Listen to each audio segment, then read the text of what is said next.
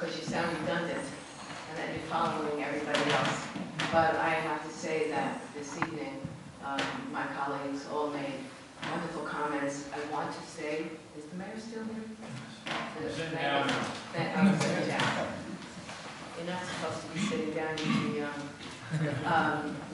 thank the mayor for coming out and to all of the commissioners that came out this evening. You know, our council is a fact-finding council. This is why we're here, this is what we do. When commissioners come up and they ask for something, we have to vet it out. We have to understand our chair of finance and planning. We have to look at where the money is coming from. We have to look at the budget. We have to see where we're going to go in the future with everything that we're doing.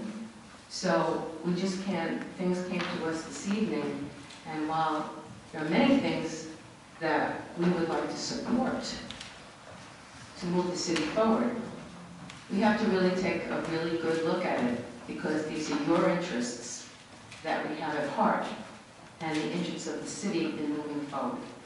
So we just can't jump it, and we have to really take a strong look at how we spend the taxpayer dollars. So our council is really doing a wonderful job. We have a really good minds on this council this year, and we have dialogue. We haven't had too much discrepancies because our dialogue, and I think that the intellect of all of the council people are in the right direction. So we will move forward in a good direction, working with that word that we have heard so often, collaboratively, to move the city forward. I want to thank Damon for giving this to us, because I look at this, I want to take a really good look at it. I don't read anything when it comes on my desk, because I really have to digest it and then make an opinion on it. I just can't stand here and say, yeah, this is really great. It takes me much longer to do that. You know, we do need space for our kids. I think that the school is a wonderful opportunity to keep the schools open longer than they should. Mr. Copeland, gem in the city, and I remember when I first came on the council and I heard those words, who's watching the store, who's watching the store?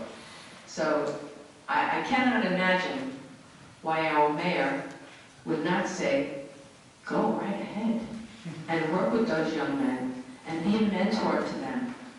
Because we have so many young people that need to be mentored and need to be supported. And having a man like you to do that is very, very important. You know, as the director of the soup kitchen, we have a lot of young men that come in that have to do some community service. And what they most need in their lives, because I've been there for 22 years, and I have an understanding, is the stability. And for someone that they can really rely on when they need the help, to say, I don't understand, how can you help me with it? So it's people like you, it's people like Larry Fair, it's people that come to the council that have solutions that we absolutely look up to, and you can have all of our support in what it is that you do. As far as the firefighters go, Mr. Richardson, you came up and you contradicted yourself by saying, let's not place any blame, let's try to work collectively, and you called the former mayor a criminal. And that just doesn't sit well, because it was just inappropriate. You made your point about working together, and that there was a new mayor here, of which we are all trying to work together.